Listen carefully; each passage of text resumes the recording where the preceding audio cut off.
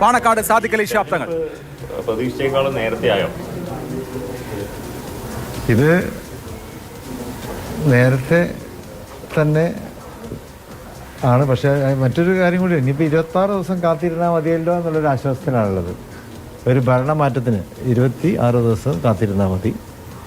അപ്പോൾ അതുകൊണ്ട് ജനാധിപത്യ വിശ്വാസികളൊക്കെ തന്നെ വലിയൊരു സമാധാനത്തിലാണുള്ളത്.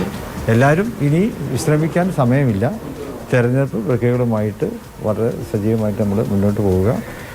പിന്നെ UDF സംബന്ധിച്ചിടത്തോളം ഞങ്ങൾ വളരെ സജ്ജമായിട്ടുണ്ട്. ഇപ്പോൾ ലോക്സഭാ തെരഞ്ഞെടുപ്പിൻ്റെ അന്ന് തൊട്ട് തന്നെ തുടങ്ങി. ത്രിതല പഞ്ചായത്ത് തെരഞ്ഞെടുപ്പ് കഴിഞ്ഞു. അന്ന് ഞങ്ങൾ പറഞ്ഞു ഫൈനലിന് വേണ്ടിയുള്ള കാത്തിരിപ്പാണെന്ന്. അപ്പോൾ ആ ഫൈനലാണിപ്പോൾ 9-ാം തീയതി, ഏപ്രിൽ 9-ാം തീയതി നടക്കാൻ പോകുന്നത്. അത് ഒരു വലിയ മാറ്റത്തിന് വഴിമരുന്നിടും. UDF സജ്ജമാണ്, മുസ്ലിം ലീഗും അതിലേറെ സജ്ജമാണ്. ഇപ്പോൾ സ്ഥാനാർത്ഥിയുടെ പ്രഖ്യാപനം വൈകാതെ തന്നെ ഉണ്ടാവും.